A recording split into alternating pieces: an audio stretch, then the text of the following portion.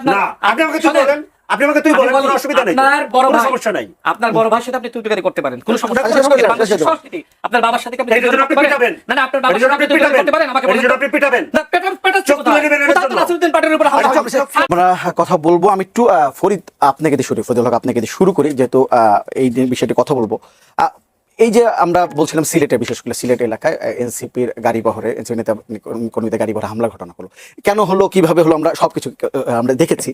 ওই ঘটনায় নাই, আমি আসলে এইটার কারণটা আপনাদের ব্যাখ্যাটা জানতে চাই। এটা নিয়ে অনেক ব্যাখ্যা হচ্ছে যে কেন এই হামলাটা হলো এই সময় এসে, জুলাই এসে এই ধরনের হামলাগুলো কেন হচ্ছে, সবকিছু মিলে আপনার কাছে কি বা এনসিপির বক্তব্যটা কি, কেন এই ধরনের হামলাগুলো আসলে হচ্ছে? জি ধন্যবাদ। এটা তো হামলা যারা করছে তারা বলতে পারবে। আপনাদের আমাদের কাছে যেটা মনে হচ্ছে যে ওই পুরনো মাফিয়া সন্ত্রাসী রাজনীতি বিএনপির লোকেরা ফিরিয়ে আনতে চায়, এটা এর ছাড়া আর কি কারণ হতে পারে? বিএনপি যদি আমি প্রধান প্রতিপক্ষ বলি, প্রধান বিরোধী দল জামাত ইসলামী, জামাত ইসলামীর সাথে সে ধরনের কোনো ঘটনা দেখছে না, এনসিপি কে কেন টোটাল টার্গেট করা হচ্ছে? সেটা তো বিএনপি আলাদা ভালো বলতে পারবে। হয়তোবা তারা তাদেরকে প্রধান প্রতিপক্ষ মনে করে না, আচ্ছা, এনসিপি কে প্রধান প্রতিপক্ষ মনে করে। এছাড়া আর কি কারণ থাকতে পারে হামলা? হাসছেন আপনি। না, ইভেন এই প্রশ্নটা তো আপনার ধরেন সরকারি দলকে করা উচিত, যে কেন তারা সহিংসতার পথ বেছে নিল। আচ্ছা, আমি আপনি জুলাই ধরেন সরকারি দলের পক্ষ থেকে মানে দাবি করা হয় জুলাই তাদের 400-র উপরে শহীদ আছে। সরকারি দলের প্রধান সহ সরকারি দলের উচ্চ পর্যায়ে যত নেতা আছে সবাইকে অনুরোধ জানাই, আপনারা শহীদদের কবরের সামনে যান, গিয়ে জিজ্ঞেস করেন যে আমাদেরকে এরকম সন্ত্রাস করার জন্য, এরকম একটা শিক্ষার্থীর চোখ উপড়ে ফেলার জন্য কিন্তু তোমরা জীবন দিছিলা?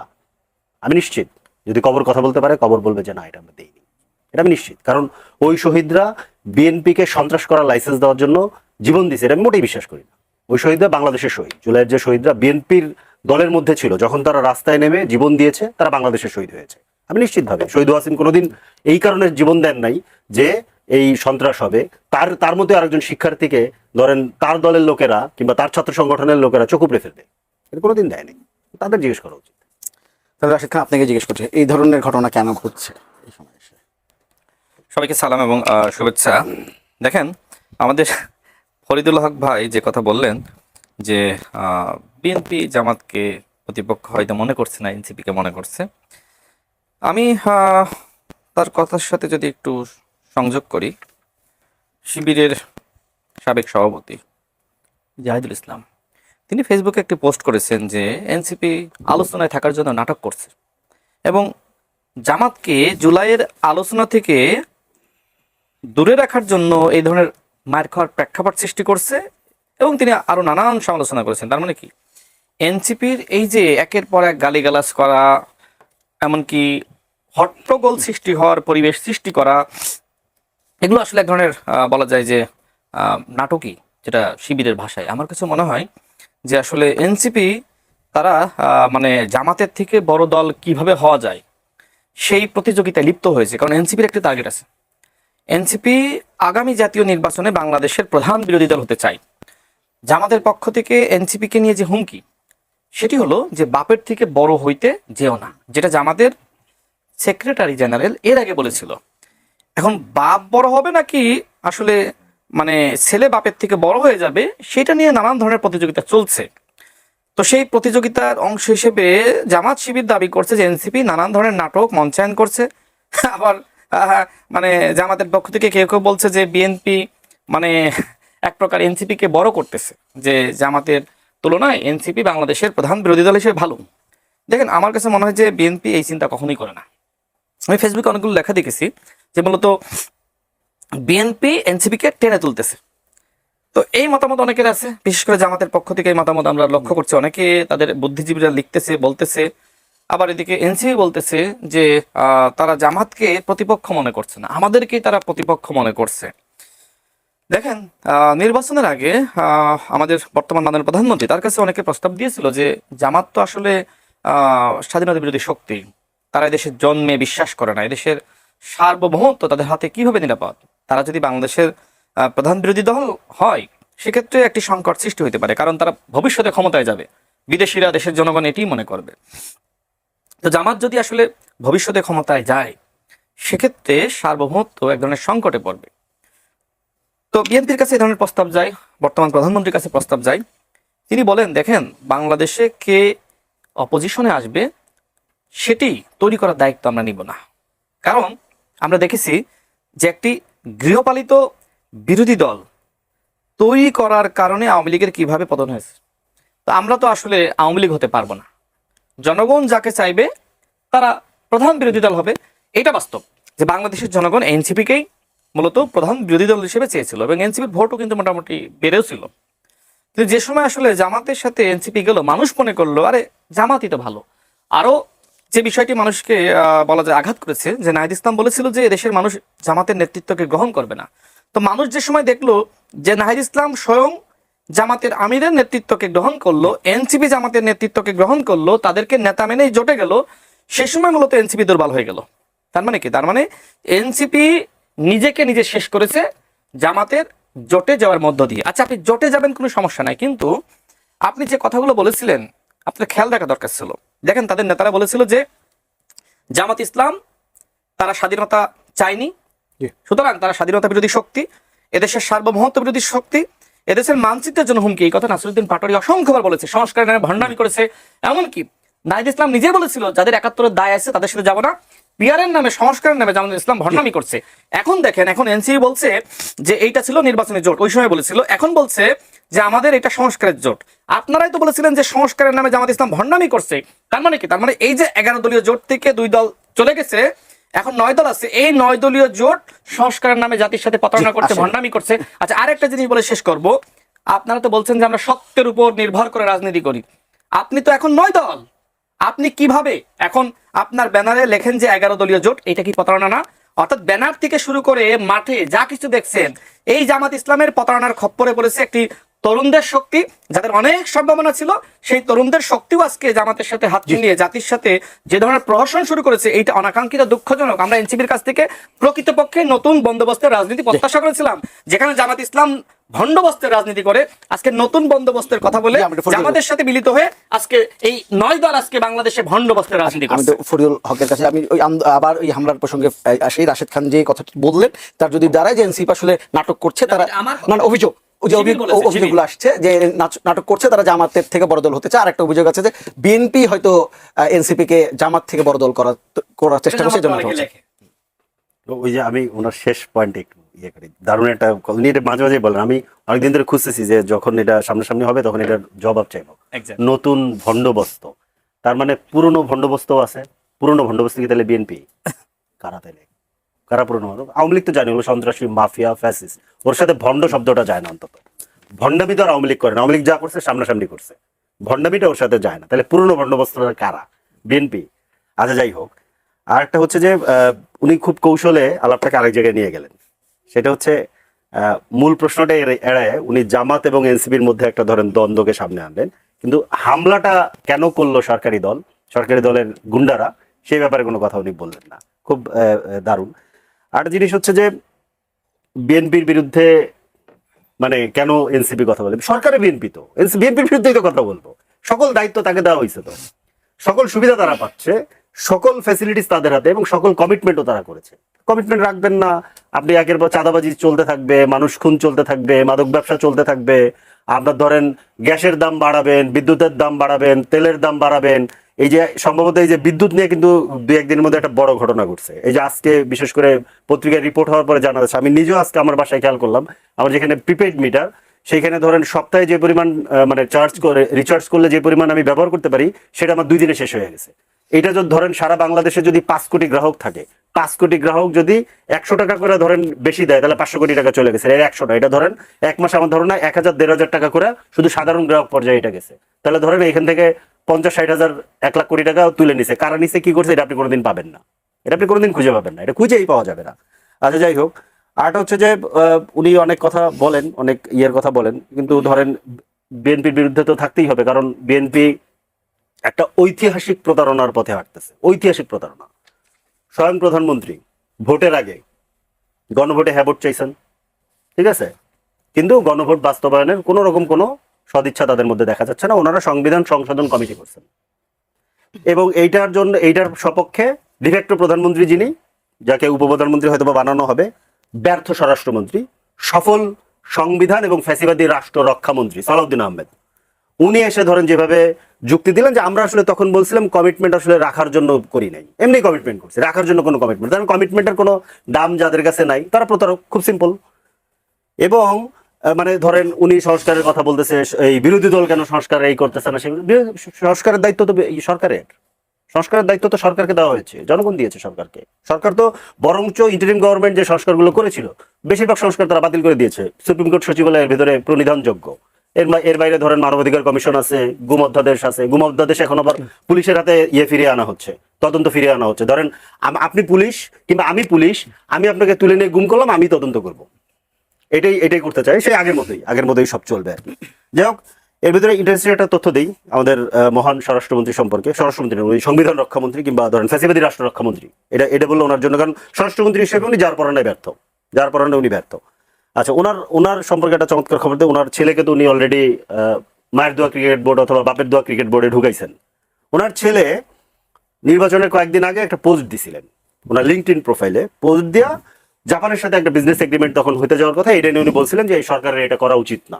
ঠিক আছে, ওয়েল, ভালো, সরকারের এটা করা উচিত না, খুব ভালো কথা, ভালো কাজ করেছেন। খুব রিসেন্ট জাপানের সাথে একটা আলাপ আবার আগাইছে, ওই আলাপটাই সম্ভবত আবার নতুন করে শুরু হয়েছে। জাপান 2টা ব্রিজ করবে, $3.4 বিলিয়ন, যেটা হচ্ছে গিয়া মূল্যমান বাংলাদেশি টাকা 42,000 কোটি টাকা। এইটা লোকাল পার্টনার হিসেবে কাজ করবে ওনার ছেলের কোম্পানি, যেই কোম্পানিটা চালু হয়েছে হচ্ছে অক্টোবর 2024-এ। তার মানে খেয়াল করেন, গণঅভ্যুত্থানের পরে। তার মানে এই কোম্পানির কোনো এক্সপিরিয়েন্স নেই, এটা কমপ্লিটলি পলিটিক্যাল প্রভাবে এই কাজটা করার চেষ্টা করা হচ্ছে, যেখানে এই ধরনের কাজে সাধারণত এই লোকাল কোম্পানিকে 3 থেকে 5% নিয়ে দেওয়া হয়, কি বলে যে কমিশন দেওয়া হয়। তাদের ধরেন 1200 থেকে 2000 কোটি টাকা সুন্দর করে ওনার পকেটে ঢুকে যাবে, এইটা হচ্ছে ধরেন ওনাদের পুরনো বন্দোবস্ত।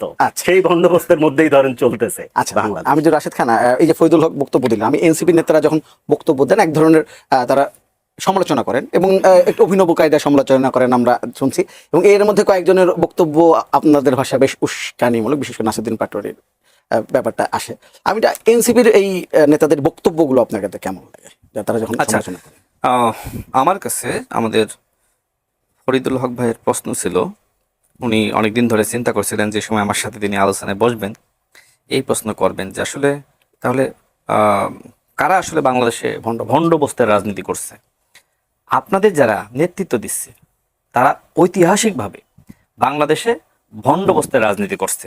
আর এই কারণেই আমি বলি যে এনসিপি তো বলেছিল যে আমরা বাংলাদেশে নতুন বন্দোবস্তের রাজনীতি করতে চাই, কিন্তু যে সময় ভণ্ডবস্তের রাজনীতি কোনো দল সে 71-এর আগ থেকে শুরু করেছে, সেই তাদের সাথে তাদের নেতৃত্ব মেনে আপনি জোটে যান, তখন তো আপনার নতুন বন্দোবস্ত থাকে না, তখন ভণ্ডবস্তুই আপনাকে নেতৃত্ব দেয়। আমি সেটাই বলেছি, আশা করি আপনি উত্তর পেয়েছেন।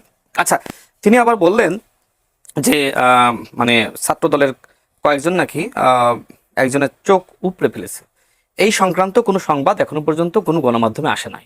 দেখেন, দ্য ডিসেন্ট যেটা আপনার শিশির সাহেব তিনি পরিচালনা করেন, সেখানে উল্লেখ করা হয়েছে যে ছেলেটির ছবি ছাত্রদল হিসেবে দাবি করা হচ্ছে যে সে আরেকটি ছেলে সম্ভবত এনসিপি করে তার চোখে আঘাত করেছে, এই ছবিটি এই ছাত্রদল নেতার সম্পর্কে যেটি বলা হচ্ছে এটি সঠিক নয়। আমি এটি দেখাতে পারবো, আমি নিজে এটি পড়েছি। তার মানে কি, এবং ওইখানে উল্লেখ করা হচ্ছে যে এনসিপি যে ছবিগুলো প্রচার করছে হামলার, এই ছবিগুলো আসলে সঠিক নয়, মানে ওই ছেলেটিকে নিয়ে যে ধরনের ছবি প্রচার করতেছে। তার মানে কি, তার মানে ওই ছেলেটি কোথায় কিভাবে আঘাতপ্রাপ্ত হয়েছে সেটি আসলে এখনো পর্যন্ত আমরা কেউ স্পষ্ট না, এবং দ্য ডিসেন্টে এটি স্পষ্ট করা আছে। এখন ফরিদুল হক ভাই বললেন যে তার চোখ উপড়ে ফেলা হয়েছে, এখনো পর্যন্ত কোনো টেলিভিশনে কোনো পত্রিকায় এই সংক্রান্ত নিউজ হয়নি যে তার চোখ উপড়ে ফেলা হয়েছে। হ্যাঁ, সেখানে কিছু সাংঘর্ষিক ঘটনা ঘটেছে, এবং মূলত নাসিরউদ্দিন পাটোয়ারি যেহেতু যেখানে যাচ্ছেন তিনি সেখানে স্থানীয় এমপি এবং মন্ত্রীদেরকে তিনি গালিগালাজ করতেছেন। দেখেন, বিএনপি যারা করে, এর বাইরেও যারা বিএনপিকে সমর্থন করে, ওই এলাকার যিনি আসলে এমপি নির্বাচিত হয়েছেন ওই এলাকার সন্তান, তার প্রতি এলাকাবাসীর এক ধরনের ভালোবাসা মোহ, এবং তাকে কিন্তু ওই এলাকার রাহাবার হিসেবে মনে করে। আপনি যে সময় আপনার 300-400 মানুষ জড়ো করে, তাও আবার ম্যাক্সিমামই জামাত এবং শিবিরের কর্মী, এদেরকে জড়ো করে আপনি এই এমপিদেরকে যারা এক ডাক দিলেই অন্তত 15-20 হাজার মানুষ নেমে আসে, তাদেরকে গালিগালাজ করবেন, তখন তো ভাই ওই এলাকায় প্রত্যেকটা ক্রিয়ার একটা বিপরীত প্রতিক্রিয়া থাকে, তাই না? সেই প্রতিক্রিয়া সেখানে সৃষ্টি হয়। তার মানে কি, তার মানে এর দায় আপনাকে নিতে হবে। আপনি বলেন যে হাসিনার একটি গালির কারণে, হাসিনার একটি শব্দের কারণে, একটি লাইনের কারণে হাসিনার পতন হয়ে গেছে, রাজাকারের বাচ্চা বলেছিল, সেখানে প্রতিনিয়ত আপনি স্বরাষ্ট্রমন্ত্রীকে তুই তুকারি করে কথা বলছেন, আপনি মির্জা আব্বাস সাহেবকে নিয়ে যা তা বলতেছেন, আপনি মাননীয় প্রধানমন্ত্রীকে নিয়ে তো বলতেছেনই, তার সহধর্মিনী তার কন্যাকে নিয়ে বলতেছেন, আপনি বলতেছেন যেখানে মির্জা ফখরুল ইসলাম আলমগীর সাহেবকে বাংলাদেশের একজন সজ্জন রাজনীতিবিদ বলা হয়, তার ইমেজ সম্পর্কে মানুষ অনেক প্রশংসা করে, সেখানে আপনি বলতেছেন যে তিনি তো মন্ত্রী হওয়ার যোগ্য নন, তিনি কিভাবে রাষ্ট্রপতি হবেন? এবং যে ভাষায় কথাগুলো বলেছে, আচ্ছা এই ভাষায় কথাগুলো বলার পরে আবার আপনি বলছেন যে আমি এই গালিগালাজগুলো এগুলো আমার অধিকার, শব্দের বিপরীতে আপনি শব্দ বিনিময় করেন, এই কথাগুলো এনসিপি বলছে, এনসিপির নারী নেত্রীরা, এনসিপির অন্যান্য নেতারা তারা ফেসবুকে পোস্ট করতেছে যে আপনাকে আমি গালি দিয়েছি, আমাকে আপনি গালি দেন। তার মানে কি, গালি দেওয়া যদি আপনার স্বাধীনতা হয়, তাহলে ওই এলাকার মানুষ যারা আসলে জনপ্রতিনিধিকে ভোট দিয়ে নির্বাচিত করেছে তারাও ক্ষুব্ধতা ব্যক্ত করা, তাদেরও স্বাধীনতা আছে। যেখানে হাসিনার পতন হয়েছে কেন, আজকে আমরা প্রতিরোধ করে তুলেছিলাম খালি হাতে, বাংলাদেশের জনগণ যার যে সামর্থ্য ছিল সেই সামর্থ্য অনুযায়ী শেখ হাসিনার বাহিনীকে প্রতিরোধ করেছিল, এবং এইটা একটা গণঅভ্যুত্থান ছিল। গণঅভ্যুত্থানে কি কি হয় আমরা সবাই জানি, দেখেছি, ছাত্রলীগকে বাঁশের লাঠি হাতেই বিতাড়িত করা হয়েছে। সুতরাং আপনি যদি বলেন যে আমি গালি দেবো আর তুমি চুপ থাকবা, শুনবা, তুমি পাল্টা গালি দিবা, এটা বাংলাদেশের রাজনীতি না। এবং এই রাজনীতি আপনারাও করে আপনাদের উত্থান হয়নি, আপনারাও প্রতিরোধ করার মধ্য দিয়ে আপনাদের উত্থান হয়েছে। সুতরাং আপনি যে সময় আমাদের মাননীয় প্রধানমন্ত্রীকে গালিগালাজ করবেন, আপনি সমালোচনা করেন, যদি মাননীয় প্রধানমন্ত্রীর কোনো ভুল থাকে আপনি সেইভাবে সমালোচনা করেন, গঠনমূলক পরামর্শ দেন, আপনি বলেন যে এইটা গণঅভ্যুত্থানের সরকার, রাষ্ট্র পুনর্গঠনে আমাদের সবার ভূমিকা রাখতে হবে। কিন্তু আপনি কি করতেছেন, আপনার ভাষায় হলো সরকারি দলকে গালিগালাজ করা, ভিলিফাই করা, মিথ্যাচার করা, প্রপাগান্ডা করা। আজকে দেখেন আমি অবাক হয়ে গেছি, কর্নেল অলি আহমেদ একজন বর্ষিয়ান রাজনীতিবিদ, তিনি আমাকে ইঙ্গিত করে বলেছেন যে বাপ মায়ের পরিচয় নাই, জাতীয় নেতাদের নিয়ে সমালোচনা করে। এরপরে রয়ের এজেন্ট, মুসাদের এজেন্ট, এরকম এজেন্ট বানিয়ে তিনি আমাদেরকে বক্তব্য দিয়েছেন। দেখেন আমি যে বক্তব্য দিয়েছিলাম সেটি হলো, প্রথম আলো পত্রিকা একটি সংবাদ প্রকাশিত হয়েছিল যে ওই সময় জনেক মাসুদ করিম নামের একজন ব্যক্তি, যিনি গোয়েন্দা সংস্থার এজেন্ট ছিলেন এবং অন্তর্বর্তীকালীন সরকারের সময় তিনি অ্যারেস্ট হয়েছেন। তার কাজটা ছিল, আমরা যারা বাংলাদেশে অপোজিশনের রাজনীতি করি, একের পর এক আর্টিফিশিয়াল ব্যর্থ আন্দোলন সৃষ্টি করা, এবং সেই আন্দোলন যে সময় বারবার ব্যর্থ হবে, যে আমরা মাঠে নামলাম সফল হইল না, তখন তো আমরা হতাশ হয়ে ঘরে বসে যাবো, তাই না? তো এই ধরনের একটি প্রজেক্ট হাতে নিয়েছিল এবং এই প্রজেক্টের মাস্টারমাইন্ড ছিলেন এই কর্নেল অলি আহমেদ। এটা প্রথম আলো পত্রিকার সংবাদ, আপনি দেখতে পারেন, গুগলে সার্চ দিলে পেয়ে যাবেন। তো আমি যে সময় তিনি বলছেন যে ছোট ছেলে নাহিদ ইসলাম, মাওলানা মামুনুল হক যে সময় জামাতের আমির ডাক্তার শফিকুর রহমানের নেতৃত্বে একতাবদ্ধ হয়ে রাজপথে নামবে, বিএনপির 7 দিনে পতন হয়ে যাবে, তার সেই বক্তব্যকে কট করে আমি তার এই সমালোচনা করেছি যে ওই সময় তো কর্নেল অলি আহমেদ নিজে গোয়েন্দা সংস্থার ফাঁদে পা দিয়েছিলেন এবং এটা বাস্তব এবং সত্য। আর তিনি আজকে আমাকে রয়ের এজেন্ট বানাচ্ছেন, মোসাদের এজেন্ট বানাচ্ছেন, যেখানে ঢাকা বিশ্ববিদ্যালয় আমরা সেই এনআরসি এবং সিএএ বিরোধী যে আন্দোলন ভারতে হচ্ছিল সেটা সমর্থন জানিয়ে নুরুল হক নূরের রুমে আমাদেরকে হত্যা চেষ্টা করেছিল। এদেশেও যারা প্রকৃতপক্ষে রয়ের এজেন্ট, বাংলাদেশে যদি নরেন্দ্র মোদীর আগমন বিরোধী আন্দোলন কারা করেছিল, আমরাই করেছিলাম। সেই সময় ফরিদুল হক ভাই আমাদের সাথে ছিলেন এবং তিনি নিজেও এর দায় নিবেন না বলে তিনি ওই সময় যুব অধিকার পরিষদ ছেড়েছিলেন। আজকে জানি না তার অবস্থান কি, কিন্তু তিনি এর দায় নিতে চাননি। প্রেস বিজ্ঞপ্তি দিয়ে তিনি আমাদের এই আন্দোলনকে সমর্থন করেন নাই, তিনি দল ছেড়েছিলেন, আমাদের সাথে সম্পর্ক ত্যাগ করেছিলেন। আজকে সেই রাশেদ খান, নুরুল হক নূরদেরকে বলা হচ্ছে রয়ের এজেন্ট। আজকে আমাদের সিনিয়র নেতাদের ভাষা যদি এইরকম হয়, আমার বাপের পরিচয় নাই, মায়ের পরিচয় নাই, দেখেন আমার বাপ মা যদি 18 সালে রাজপথে না নামতো আর কোটা আন্দোলন সফল না হইতো, 24 সালের গণঅভ্যুত্থান হইতো না, আজকে আপনি কর্নেল অলি আহমেদ যে আমার বাপ এবং মাকে নিয়ে কথা বলছেন, এই বাংলাদেশে আপনি এই ভাষায় কথা বলতে পারছেন না। হ্যাঁ, আপনার 71-এ ভূমিকা আছে, শ্রদ্ধা জানাই, কিন্তু আপনি যে সময় স্বাধীনতা বিরোধী শক্তি জামাতের সাথে হাত মিলিয়েছেন এবং বিএনপিকে আপনি ক্ষমতাচ্যুত করার হুমকি দিচ্ছেন, সেই সময় প্রকৃতপক্ষে 71-এর যে অর্জন, সেই অর্জনকে আপনি ধূলিসাৎ করেছেন। আপনি তো আচ্ছা, আর একটা বক্তব্য 1 মিনিটে শেষ করি। 1 মিনিটে আপনি তো সমালোচনার বক্তব্য সমালোচনা দিচ্ছেন, আপনি তো সমালোচনার জবাবে সমালোচনা করছেন, তাহলে অন্যরা কেন সমালোচনার জবাবে মার দিচ্ছেন? আমি তো বাপ মা নিয়ে কথা বলা আর রাজনৈতিক সমালোচনা করা কি এক জিনিস? কর্নেল অলি আহমেদের মতন একজন বর্ষিয়ান মানুষ যে সময় রাশেদ খানের বাপ এবং মায়ের পরিচয় নিয়ে প্রশ্ন তোলে, তখন বাংলাদেশের রাজনৈতিক সংস্কৃতি কোথায় গিয়ে দাঁড়ায়? আজকে দেখেন জামাতের আমির ডাক্তার শফিকুর রহমান তিনি বলছেন যে এখন আর বিসিএস দেওয়া লাগবে না, 3 মাসের প্রশংসা করলেই আপনি সচিব হয়ে যাবেন। দেখেন বাংলাদেশের যিনি প্রধানমন্ত্রী হন, একজন বিশেষ সহকারী, রাজনৈতিক সহকারী, তাদেরকে নিয়োগ দেন। আজকে আমাদের যিনি আগামীতে প্রধানমন্ত্রী হতে চান, যিনি ইতিমধ্যে ফেসবুকে প্রধানমন্ত্রী, তিনি আজকে এই ভাষায় কথা বলছেন, মানুষকে বিভ্রান্ত করছেন, মানুষকে কিভাবে প্রপাগান্ডার মুখোমুখি করছেন। আজকে কি বলবেন যখন 10 সেকেন্ডে যখন জামাতের আমিরের মতন ব্যক্তি এবং কর্নেল অলি আহমেদের মতন ব্যক্তিরা একসাথে বাংলাদেশে প্রপাগান্ডা, গুজব, মিথ্যাচার, কারোর বাপ এবং মাকে নিয়ে প্রশ্ন তোলার রাজনীতি করেন, তখন বাংলাদেশে রাজনৈতিক সংস্কৃতি বলে কিছু থাকে না। এই বিষয়ে আসবো আমি। বিষয় নিয়ে কথাটা বলবো। দুটো ফোন আছে, ফোনটা নিয়ে আবার আসছে। হ্যালো হ্যালো হ্যালো হ্যালো, জি, আপনার নামটি বলে প্রশ্নটি করেন। আমার নাম ফরিদ মোহাম্মদ জাইনুল আবদিন। জি জন সাহেব বলেন। আমার প্রশ্ন হলো যে 24 না আসলে, 24 না এলে এই সরকার আসতো না। 24-এ যদি শেখ হাসিনা যদি তত্ত্বাবধায়ক সরকার মেনে নিয়ে যদি একটি নির্বাচন দিত, তাহলে 24 কোথায় যাইত? আর আমি রাশেদ ভাইকে বলবো যে কিছু মন্ত্রী দিয়ে দেন, তাইলেই সব ঠান্ডা। আচ্ছা, ধন্যবাদ ধন্যবাদ। আপনার আরেকজন আছেন। হ্যালো, হ্যালো, আসসালামু আলাইকুম। ওয়ালাইকুম সালাম। আপনার নামটি বলে প্রশ্নটি করেন। আমি রাজবাড়ি থেকে আব্দুল ওহাব মন্ডল বলছিলাম। জি ওয়াহেব সাহেব বলেন। আমার প্রশ্ন হলো রাশেদ খান ভাইয়ের কাছে যে এই 24-এর আন্দোলন না হলে আমাদের কিন্তু এই এই নতুন সরকারের পদার্পণ ঘটতো না। তো ওনার কাছে আমার প্রশ্ন যে 24-এর আন্দোলন কি এমন কোনো কথা ছিল যে আমরা সহিংসতা ভুলে যাব এবং আমরা অদূর ভবিষ্যতে একটা সোনালী অংশ দেখবো, কিন্তু সেটা না দেখে আমরা কেন, যেখানে আওয়ামী লীগ নাই, জাতীয় পার্টি নাই, আমরাই সবাই মিলেমিশে এই দেশ গঠন করছি, সেখানে কেন এই উস্কানিদাতা কারা এবং এই যে যারা ক্ষতিগ্রস্ত হলো এদেরকে এদের দেখা ভালো করার জন্য এই পর্যন্ত রাষ্ট্রের পক্ষ থেকে কোনো অনুসরণ জানানো হয় নাই। জি ধন্যবাদ। ফরিদুল হক, আপনার কাছে প্রশ্নটা আসলে উস্কানি বক্তব্য নিয়ে রাশেদ খান একটু আগে বেশ এই বিষয় নিয়ে কথা বলছিলেন, উত্তেজিত হয়ে যাচ্ছিলেন। এই যে বিষয়টা নাসিরউদ্দিন পাটোয়ারির বক্তব্য নিয়ে অনেক আলোচনা হয়, আপনারা এটা নিয়ে মানে বিব্রত বোধ করেন কিনা বা তার সাথে কথা বলেন কিনা, বা কিংবা তার বক্তব্য যা আছে আপনার মনে করেন ঠিকই আছে? নাসিরউদ্দিন পাটোয়ারি সাহেব তো তারেক রহমান সাহেবের মতো করে বক্তব্য দিবেন না, তিনি তার মতো করে দিবেন। তিনি আলাদা ব্যক্তি, উনি আলাদা ব্যক্তি, তো এটা দিয়ে তো কথা বলার কিছু নাই। আর গণতান্ত্রিক রাজনীতিতে ধরেন মানে আপনি মুখের বাইরে অন্য কোথাও যেতে পারবেন না, এটার কোনো স্কোপ নাই। আমি একটু ওনার কয়েকটা পয়েন্ট থেকে আসি। সেটা হচ্ছে যে উনি কর্নেল অলি সাহেবের ব্যাপারে উনি যে অভিযোগ করলেন, উনি যদি এটা বলে থাকেন ওনার বাবা মার বিষয়ে যেটা বলছেন, এটা আমি খুবই মানে একদম স্পষ্ট ভাষায় এটা নিন্দা জানাচ্ছি।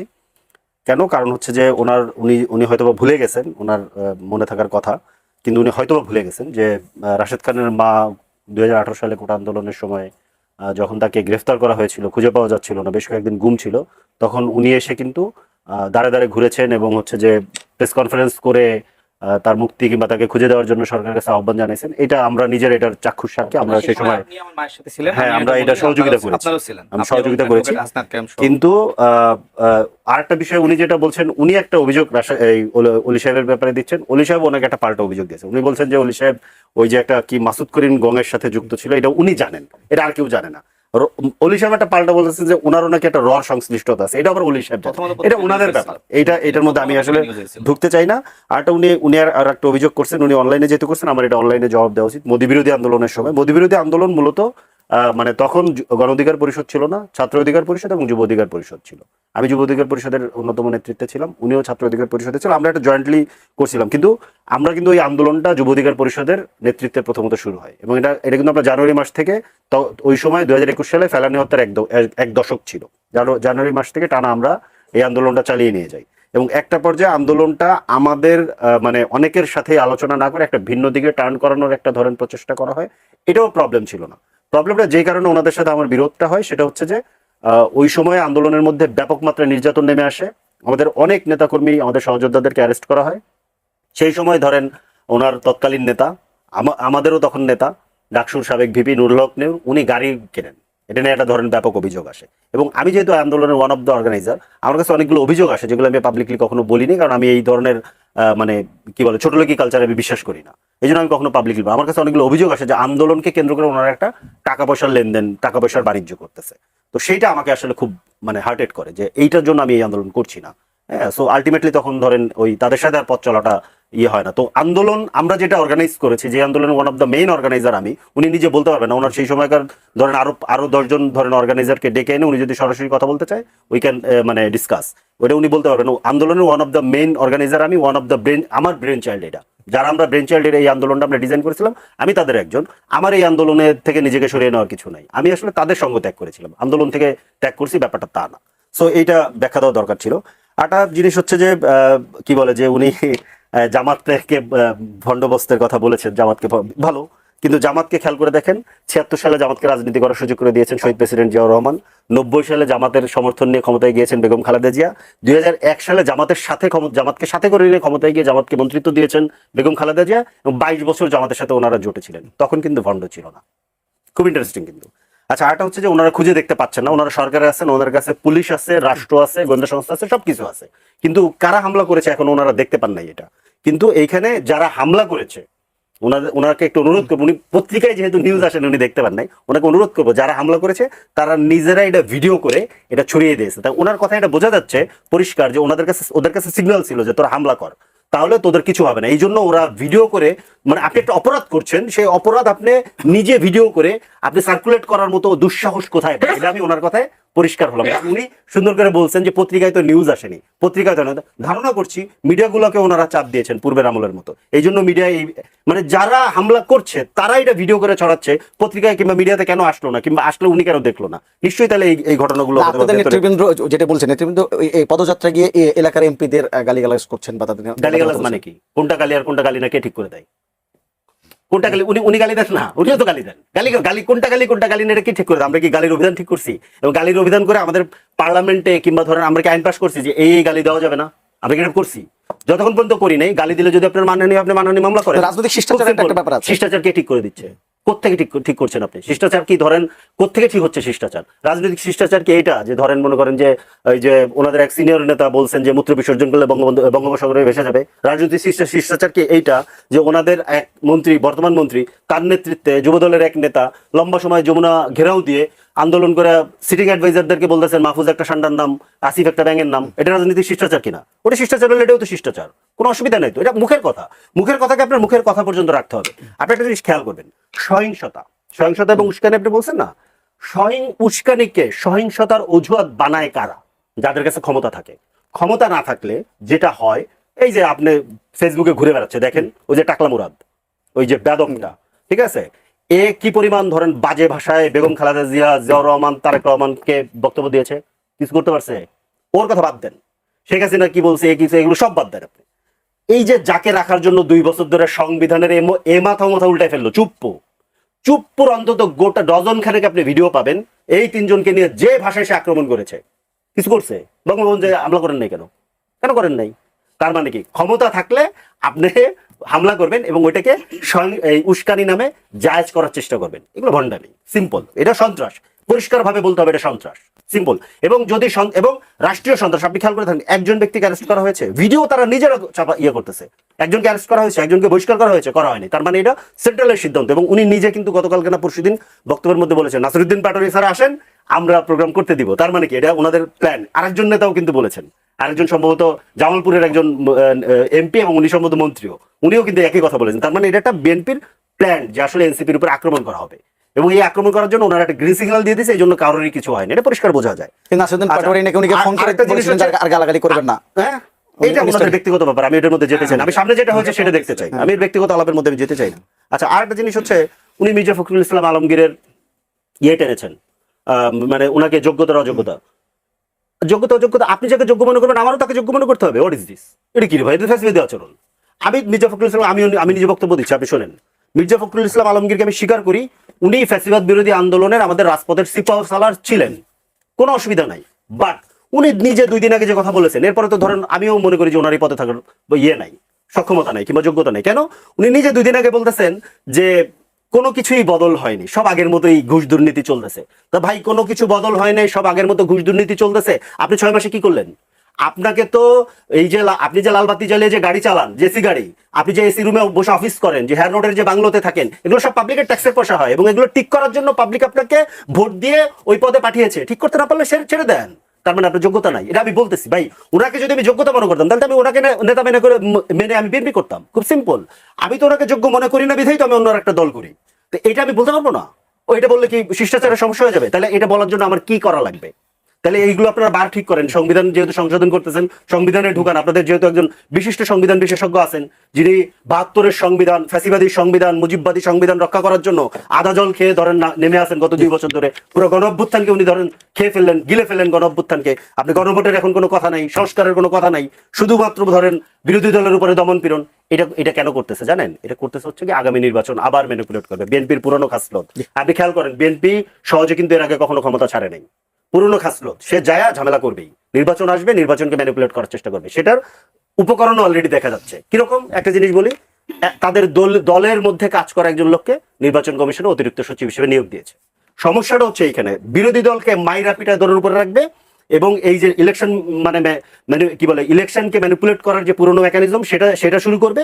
পাশাপাশি এই যে দেখেন জনজীবনে যে দুর্ভোগ, গ্যাসের দাম, বিদ্যুতের দাম, তেলের দাম, এই যে বিদ্যুৎ নিয়ে যে ধরেন মহাকেলেঙ্কারি ঘটে গেল, এটা আসবে কয়েকদিনের মধ্যে। দেখেন আমার বাসায় যেহেতু প্রিপেড মিটার আমি চালাই, সারা বাংলাদেশ থেকে আজকে খবর আসতেছে এই 1000-1500 টাকা ধরেন 1500 টাকা করে 5 কোটি মানুষের ধরেন বেড়ে গেলে কত হাজার কোটি টাকা চলে গেছে। এই টাকা কাদের টাকা? কে হিসাব দিবে? কোথায় গেল? কার পকেটে গেল? আপনি খুঁজেই পাবেন না। আপনি খুঁজেই পাবেন না। মোহাম্মদ রাশেদ খান, ফরিদুল হক অনেকগুলো অভিযোগ করেছেন, বক্তব্য দিয়েছেন, কোন উত্তর দেবেন কিনা? উত্তর তো দিবই।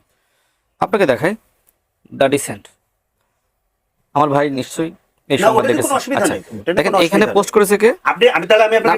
আমি শেষ করি, দেখেন আপনি আপনার সময় দেখেন। সাজিদ আলম পোস্ট করেছে, তিনি দাবি করছেন যে এইখানে যাকে আঘাত করা হচ্ছে সেই ব্যক্তি হলেন আপনার আলিফ, এবং যিনি আঘাত করতেছেন তিনি হলেন নাজমুল হাসান অনিক।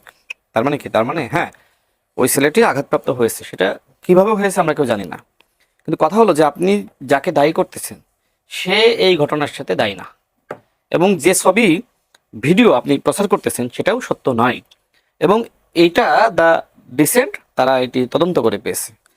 আচ্ছা, এবার আসি, দেখেন ভাই বললেন যে আমি যদি মির্জা ফখরুল ইসলাম আলমগীর সাহেবকে পছন্দ করতাম, যোগ্য মনে করতাম, আমি তো বিএনপি করতাম।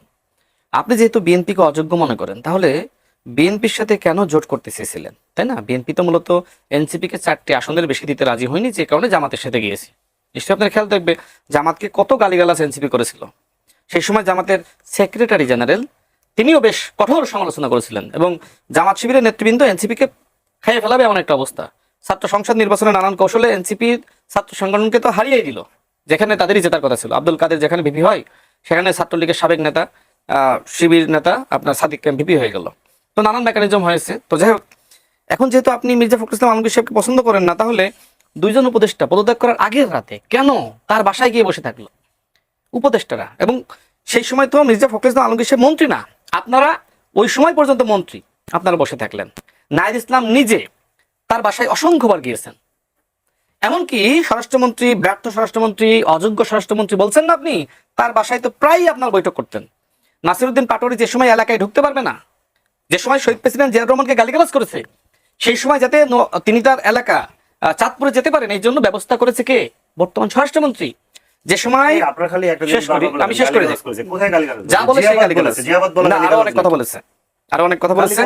গালিগালাজ কোথায় গালিগালাজ? এটা কিন্তু শেষ করি প্লিজ। তো ওই সময় কিন্তু চট্টগ্রামে যে সময় জনগণ বিক্ষুব্ধ হয়েছে, কারণ তিনি কিন্তু চট্টগ্রামের মানুষের কাছে, কক্সবাজারের মানুষের কাছে অত্যন্ত জনপ্রিয় বর্তমান স্বরাষ্ট্রমন্ত্রী।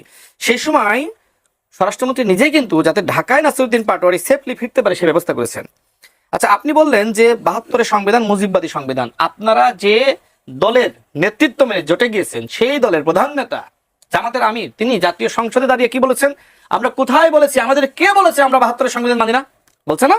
তাহলে আপনি যেখানে বলছেন 72-এর সংবিধান আমি মানি না, এটাকে ছুঁড়ে ফেলতে হবে, সেখানে আপনার নেতা, আপনাদের নেতা, আপনাদের জোটের প্রধান নেতা তিনি বলছেন 72-এর সংবিধান তিনি মানেন। তার মানে মুজিববাদকে তিনি মানেন, কারণ একসময় তিনি জাসদ ছাত্রলীগের নেতা ছিলেন। আচ্ছা, এইবার আসি যে নাসিরউদ্দিন পাটোয়ারি কি বাংলাদেশের প্রধানমন্ত্রী তারেক রহমান, যে তার ভাষায় তার মতন করে কথা বলবে? হ্যাঁ, এটা সত্য, এটা তিনি সঠিক বলেছেন। নাসিরউদ্দিন পাটোয়ারি তিনি একসময় ছাত্র ফেডারেশনের রাজনীতি করতেন, তবে ছাত্র ফেডারেশনের রাজনীতি করা অবস্থায় তিনি ছিলেন আবার শিবিরের সাথে। তিনি কিছুদিন আগে একটি পডকাস্টের সাক্ষাৎকারে নিজে এই কথা বলেছেন। তার মানে কি?